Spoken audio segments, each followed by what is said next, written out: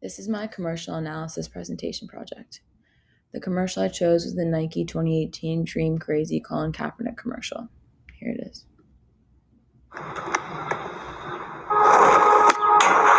If people say your dreams are crazy, if they laugh at what you think you can do, good, stay that way. Because what non-believers fail to understand is that calling a dream crazy is not an insult. It's a compliment. Don't try to be the fastest runner in your school or the fastest in the world. Be the fastest ever. Don't picture yourself wearing OBJ's jersey. Picture OBJ wearing yours. Don't settle for homecoming queen or linebacker. Do both. Lose 120 pounds and become an Ironman after beating a brain tumor. Don't believe you have to be like anybody to be somebody. If you're born a refugee, don't let it stop you from playing soccer for the national team at age 16. Don't become the best basketball player on the planet. Be bigger than basketball. Believe in something, even if it means sacrificing everything. When they talk about the greatest team in the history of the sport, make sure it's your team. If you have only one hand, don't just watch football. Play it at the highest level. And if you're a girl from Compton, don't just become a tennis player. Become the greatest athlete ever. Yeah, that's more like it. So don't ask if your dreams are crazy. Ask if they're crazy enough.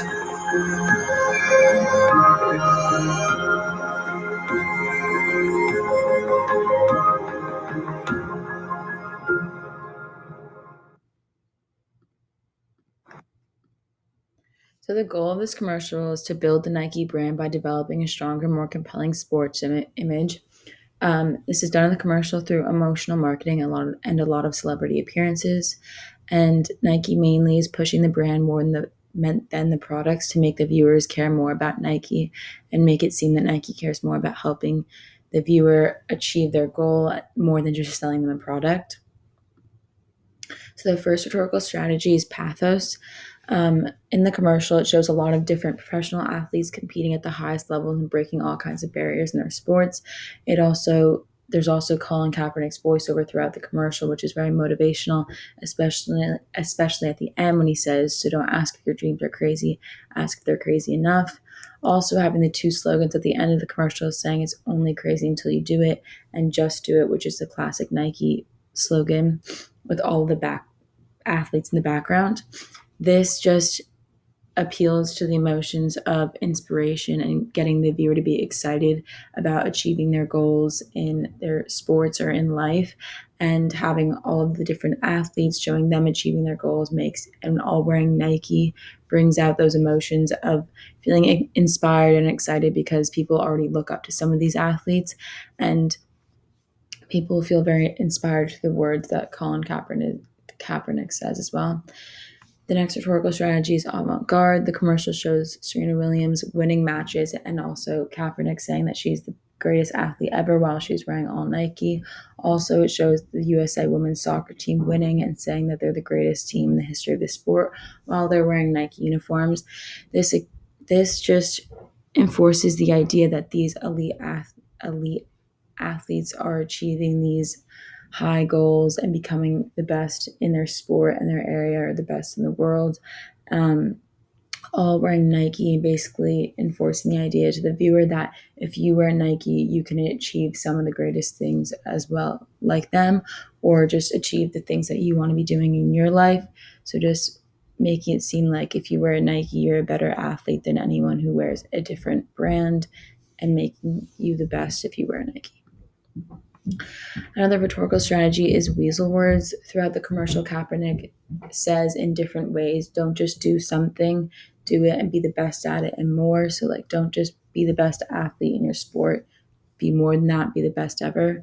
And they're just trying to enforce the idea that with Nike, you're not just going to be an ordinary athlete, you'll be much greater than that. But they're doing this without directly saying it or directly guaranteeing it. They're kind of letting you interpret that you can be the best athlete wearing Nike.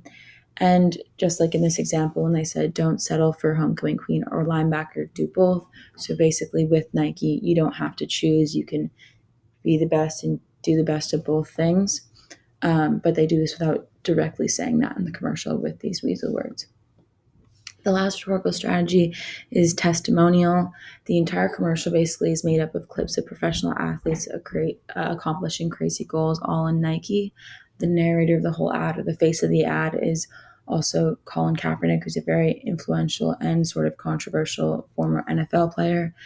And another slogan of the ad was believe in something, even if it means sacrificing everything. And that has to do with all these athletes, because not only are they all some of the best athletes in their sport and their area, they all are also overcoming barriers and achieving things more than some other athletes. And having all these athletes in the commercial, like these ones seen here, um, to the viewer, like they might already look up to some of these athletes and um, yeah, and they're just showing that Nike is credible and that they are becoming their best athletes and the best in their areas, all wearing Nike. That you can just do the same thing because they're showing these athletes and makes you relate more to them.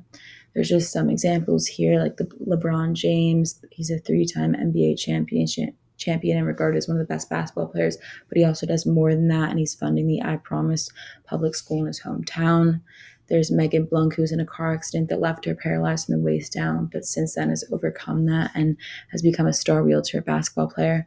And of course, there's Colin Kaepernick, who is a former NFL player, but then sparked an outrage and he kneeled during the national anthem in protest of violence against people of color, but then was fired from the San Francisco 49ers, which was the team he played for, and hasn't been signed since.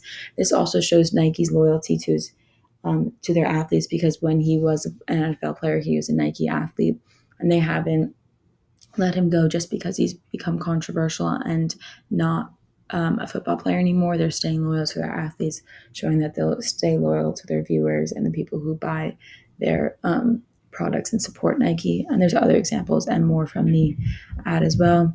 The commercial's effectiveness. The commercial, as I said in the beginning, the commercial wanted to build Nike more as a brand, and they did this by showing all of the athletes that support Nike and use Nike and building it more as a brand than just the clothing. They want to inspire and motivate people, which they did through Kaepernick's inspiring words and also through the Dream Crazy slogan.